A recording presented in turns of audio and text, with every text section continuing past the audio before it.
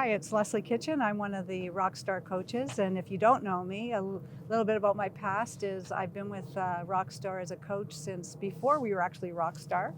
I worked with Tom and Nick when it was Tom, Nick, me, and a part-time assistant. So anyway, so I've been here for the long run.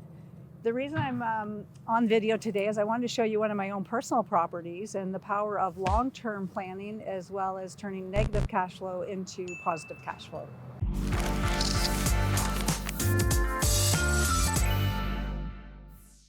Okay, so I bought this property about 8 years ago, and at the time I purchased it, it was with the idea that one day I may convert it into a duplex.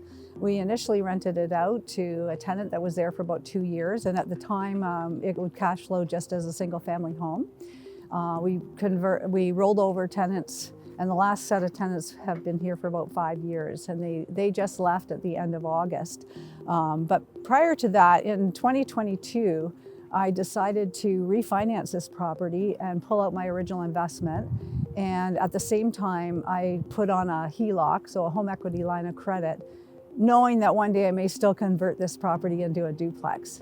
So I had a $250,000 sitting as a line of credit on top of the mortgage, all packaged into this property.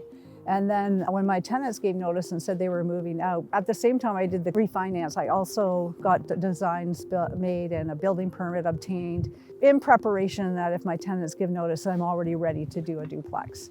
So they gave notice this year, and they moved out at the end of August. And at that time, for the last year or two, I was in a negative cash flow situation of almost $600 a month with this property, and that was due to the high interest rates and the fact that I'd already refinanced the property. So I'm turning this property into a duplex so that I can go from a negative cash flow into a positive cash flow. So let me show you, we've just finished the basement, and I've actually just rented it out.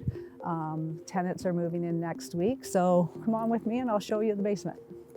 So we're just coming into the basement unit, and originally this is where the stairs went up to the main floor kitchen, and we obviously had that all closed off and just put a nice ledge here for, it could be used for boots or anything at all that the tenant would like. So come on down. One of the things that sold me on this property when I first bought the property was this wide staircase going into the basement. And we decided to put a little coat closet in here instead of a pantry in the kitchen because it could have gone either way. But we'll come on in. And one of the things that my husband and I do with our conversions is we have 2 furnaces, 2 air conditioners, 2 water meters. We have like 3 separate meters so that the tenants can control their heat and electricity without having to rely on another tenant upstairs. So this is the living space. We added the big window out front, if you can see that. Outside of that, this basement actually had a lot of basement windows. When we get into the bedrooms, you'll see that there's 2 windows. This is the kitchen. Most people that came in say, wow, which is what I would say too. I really like the kitchen. It's got what I call the perfect kitchen, where you've got the sink and the fridge on one side and the stove on the other. We put quartz countertops in with backsplash to match, and under counter lighting as well. And this is where we put the laundry. All right, so I'll take you back. Here's the furnace room, and as you can see, we do have 2 furnaces, 2 water heaters. We have 2 electrical meters, obviously not in here. It looks pretty wild with all the different pipes, as you can see. And this is the bathroom that we created. Come on in here. Yeah, it's a nice sized bathroom. It has a tub with one of those things for putting shampoo on, which a lot of people like. And then the bedrooms. So this is the first bedroom.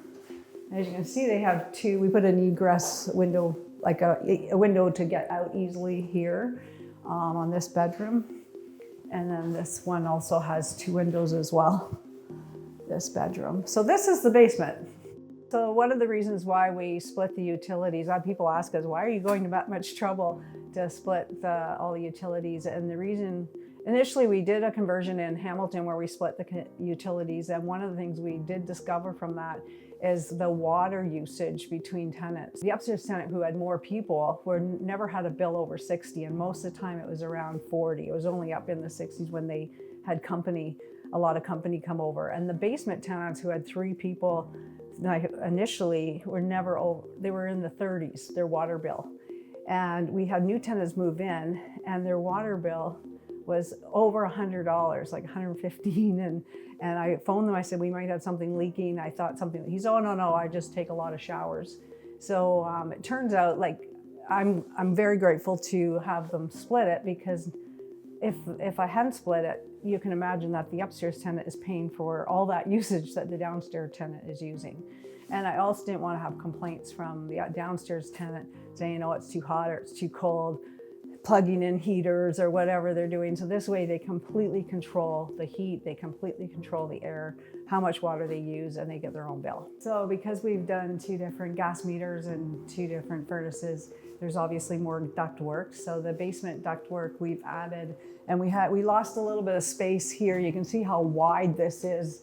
The ductwork runs actually in behind this wall for the basement unit and obviously some of the ceiling, but we decided to lose some of that space rather than having this ceiling lower for more, because you can see it's a little bit lower here for the ductwork, but it would have been even further if we had did everything up on the ceiling.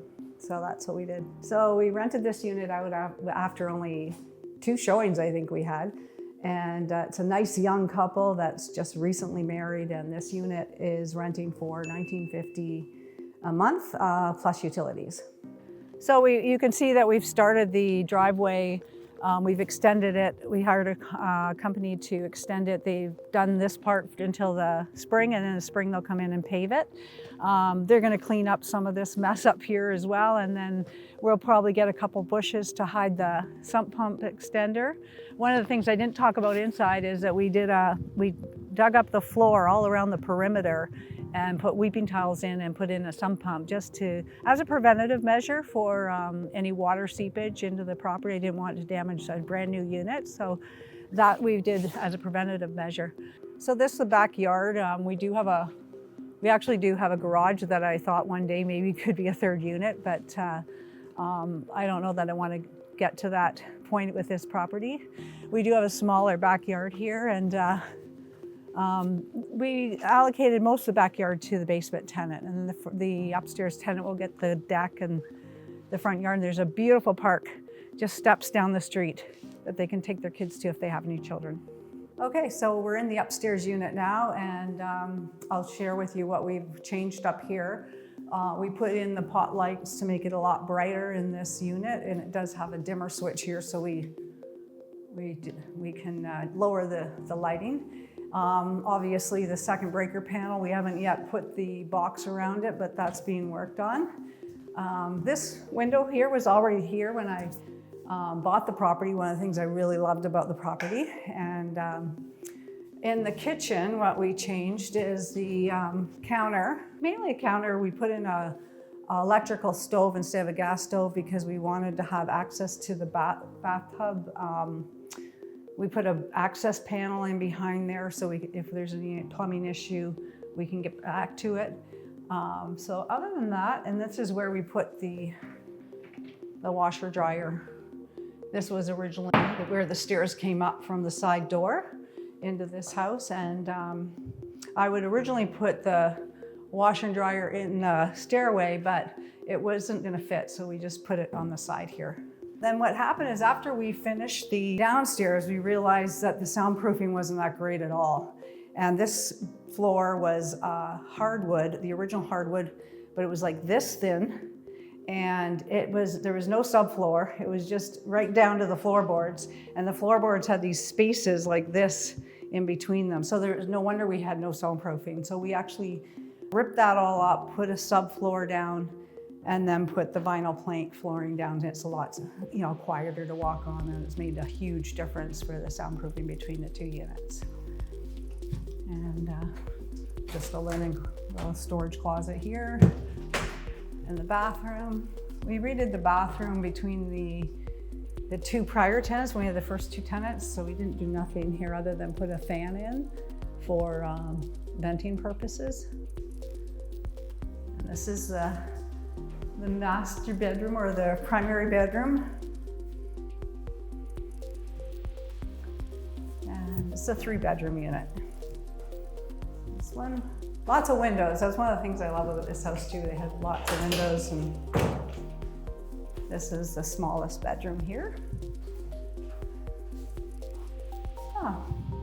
So 3 bedrooms, we're asking right now $22.75 a month. Haven't filled it yet, haven't really showed it yet. I think we showed it maybe to one person so far. Okay, so we bought this property in the latter part of 2016. It was listed for $279,900 and we paid $310,000. At that time, there was 7 competing offers and we won the property, so we were quite happy about that. Initially, we rented the property to a set of tenants for $17.10 per month, and then they paid all the utilities. 2 years later, a little over 2 years later, we rented it again to another family, and they were paying $18.85 a month in rent plus utilities. And they were here for 5 years, and by the time they left, they were paying $2,047 a month.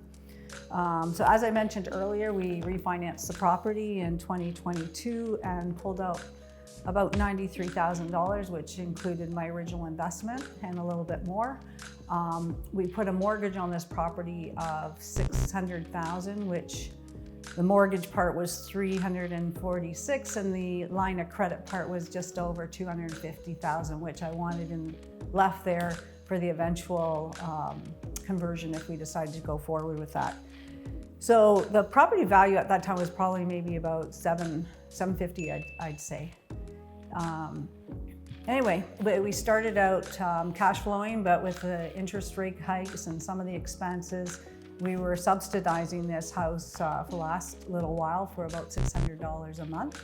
And so now once we finished this conversion, I'd say we spent, of that $250,000 that I have in that line of credit, we will have spent about $225,000 to complete this whole conversion. And the cash flow numbers should be, worked it out, I think it will be around $400 to $500 a month, depending on what we end up getting for the upstairs unit. So we went from a negative cash flow to a positive cash flow, which is always good. All right, so I'll break down the numbers a little bit further to show you how I come up with the $400 cash flow a month. The mortgage payment right now is $1,956.81. I'm paying interest only on a line of credit, which is $1,220, my last payment. The insurance for this property is around $198 a month. The taxes per month is around $258.86. And I pay for 2 water heaters. I rent them, I didn't buy them. So that's about $82 a month. The maintenance, I allowed $100 a month maintenance, but there shouldn't be a huge amount of maintenance, being that everything's pretty new. So the total monthly expenses are around $3,816.41, which gives me, with the income being $4,225, it'll give about a $400 a month cash flow, which I expect will improve because if I'm on a variable rate mortgage, and if the rates go down, which they just announced another decrease, that will improve the cash flow. And also the line of credit, I'm going to roll that into a mortgage instead of paying higher interest on a line of credit, and that will also create a better cash flow. All right, so the big takeaway from this property, I would say, or this investment for us, is having long-term thinking. Like when we bought the property, I always like to buy a property where it has more than one option. So we knew when we bought this, it could be a single-family home or it could be turned into a duplex. And because of that long-term thinking, we were able to go from a negative cash flow at this point. If it was just a single-family home and it wasn't convertible, then we would have had to either sell it or just live with the negative cash flow, where in this case, having that long-term thinking, we were able to turn it into a duplex. And the great thing about it is, having refinanced it 5 years after owning the property, I was able to take the original investment out plus some and have the money in the property available for the conversion. Okay, so if you'd like to learn more about real estate investing, click on the link below and you'll be getting a free one-on-one call with one of the Rockstar coaches, somebody like myself who invests in real estate and can help you with your own real estate investing. Until next time, your life, your terms.